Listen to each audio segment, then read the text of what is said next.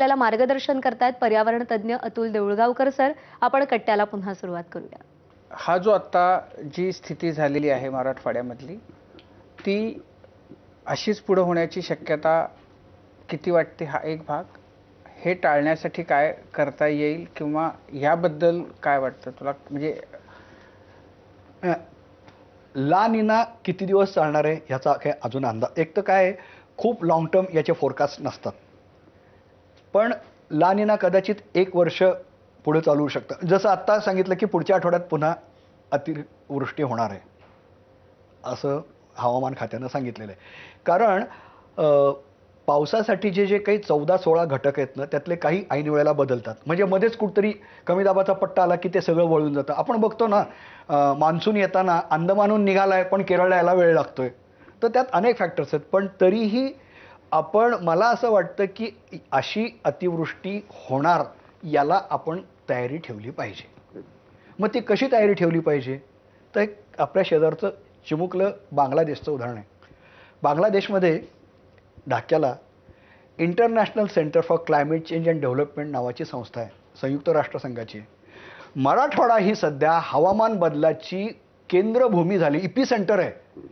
म्हणजे आम्ही तीव्र दुष्काळ, टेम्परेचर, वीजबळी आणि अतिवृष्टी, ढगफुटी सहन करतोय. इथं एक राष्ट्रीय आंतरराष्ट्रीय पातळीचं संशोधन केंद्र आवश्यक आहे. ही खरं तर हे सगळ्यांनी याचा आग्रहपूर्वक मांडणी करायला पाहिजे. याचं कारण असं की आता अतिवृष्टी झालेली आहे, नेमकं काय करायचं?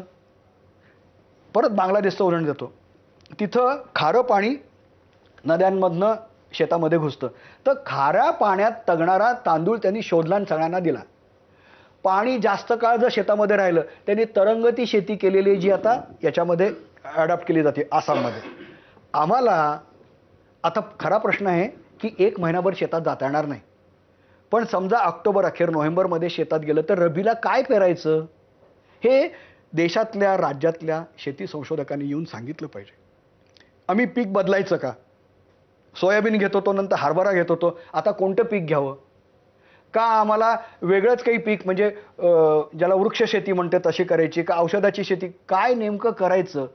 त्यात सगळ्यात महत्त्वाचं आमच्याकडं माती नाही आहे, तिथं माती कशी वाढवायची यासाठी वैज्ञानिकांचं इनपुट खूप आवश्यक आहे. कारण इथून पुढं हे असे प्रसंग येणार आहेत. समजा पाऊसच पडला नाही तर कोरड्या मातीत 60 दिवस कोरड्या मातीत तगेल अशी ज्वारी शोधून काढली होती आपल्याकडे. त्याला केंद्र सरकारच्या विभागानं परवानगीच दिली नाही. पण आता कदाचित अशा व्हरायटीज, खरं तर जेनेटिक ट्रान्सफॉर्मेशनचा उपयोग तो आहे. हे 2000 साली ना आपण कल्पना केली होती की 21वं शतक कसं असेल. तर तेव्हा असं सांगत होते, काही नाही, फार सोपं आहे. जेनेटिक ट्रान्सफॉर्मेशननं आपल्याला काय करायचं आहे तर फोटोसिंथेसिसची इफिशियन्सी 1% आहे, ती 5%ने वाढू. झालं ना म्हणे, 5 पट उत्पादन वाढलं. कदाचित हे शक्य आहे, पण हे खाजगी लोकांना नको असेल. पब्लिक इन्स्टिट्यूशन्सचं हे काम आहे. त्यांनी जर हे शोधून काढलं की अति पाणी आलं तरी आमचं हे विज्ञानाचं काम नाही तर काय आहे? विज्ञानानं शेतीच्या आणि गरिबांच्या उपयोगाला आलं नाही तर त्याचा काहीच उपयोग नाही आहे. आणि तसं संशोधन होण्यासाठी राजकीय इच्छा तशी मागं लागली पाहिजे. त्याच्याने गेलेली माती पुन्हा आणण्यासाठी कुठल्या देशामध्ये कधी कुणी प्रयत्न केलेत आणि त्याला यश आले असं काही उदाहरण आहे का?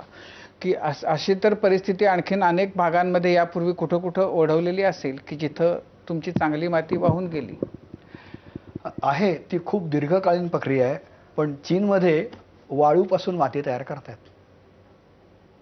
वाळूपासून उत्तम पोषक माती चीनमध्ये तयार केली जाते. त्याच्या अनेक यूट्यूबवर माहिती पण आहे. पण आपल्याला ते खूप दूरचं आहे, खर्चिक असेल. निदान तळ्यामध्ये जिथे जिथं माती वाहून गेली आहे ती तरी परत आणून टाकून द्या आमच्या शेतावर. माती खूप वाहून गेली आहे, कुठं कुठं गेली असेल? नद्यामध्ये गेली आहे का? त्यानंतर तळ्यामध्ये गेली आहे का? कुठं बंधाऱ्यामध्ये जाऊन बसली आहे, धरणामध्ये जाऊन बसली आहे, ती आणून टाकायला मदत करा. पण आणखीन माती तयार करण्यासाठी इतर जे काही हे प्रयोग असू शकतात, केवळ बायोमास किंवा माती विना शेती तिथं काही करता येते का, अशा पद्धतीने वैज्ञानिकांनी सांगणं आवश्यक आहे.